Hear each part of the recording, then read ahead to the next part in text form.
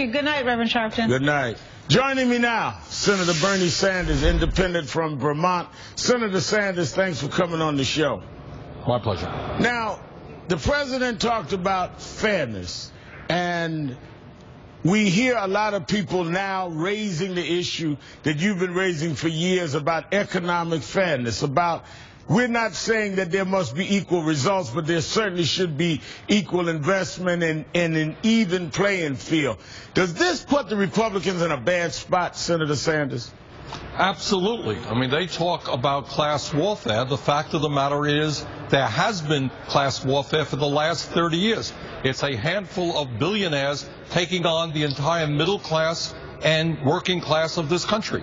And the result is, Al, that you now have in America the most unequal distribution of wealth and income of any major country on earth, and the worst inequality in America since 1928. Wow. How can anybody defend the richest 400 people in this country owning more wealth than the bottom half of America, 150 million people, and that gap between the people on top and everybody else is growing wider? How would you like to try to defend that? Well, let me show you. Today, to probably no one's surprise, at least not to your surprise, let me show you what the personalities at Fox News had to say after an inspiring speech, an appeal to fairness. Here's what they had to say.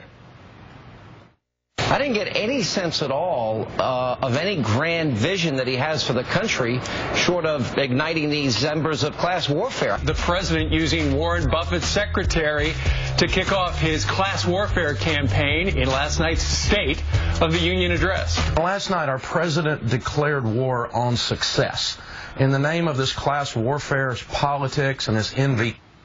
Class warfare seems to be their talking point. And, you know, someone tweeted me today, Senator, something that's very interesting. When they attack working class people and the poor, when they attack people that need assistance, when they attack people that need help, when they attack people who want the right to collective bargaining, when they attack people that want better schools, it's called responsibility.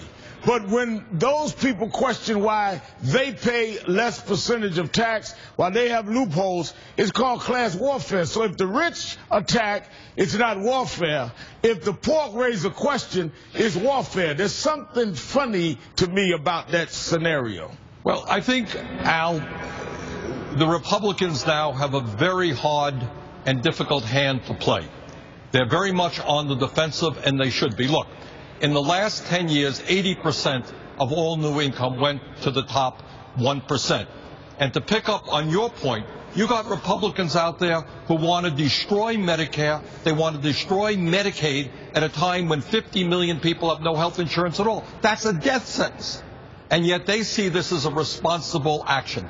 The truth of the matter is, and I think the Occupy Wall Street people deserve some of the credit, the American people are catching on that the game is not fair, that the rich are getting richer while everybody else is getting poorer.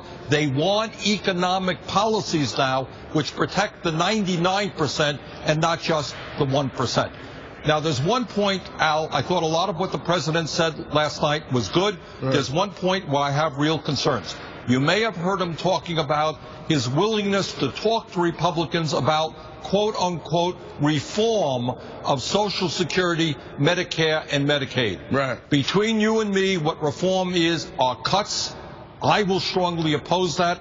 Social Security, Medicare, and Medicaid, life, death for tens of millions of our people. We've got to defend those programs, not see them cut. Well, we'll be watching it, Senator, and it is amazing to me how people that need help, children, become a football to play games with in a political contest rather than something that this country should say, how do we elevate and make their lives better? Senator Bernie Sanders, thanks for your time and thanks for joining me tonight. My pleasure. Ahead, the debate over millionaires paying their fair share. A lively discussion, one with a member of Congress and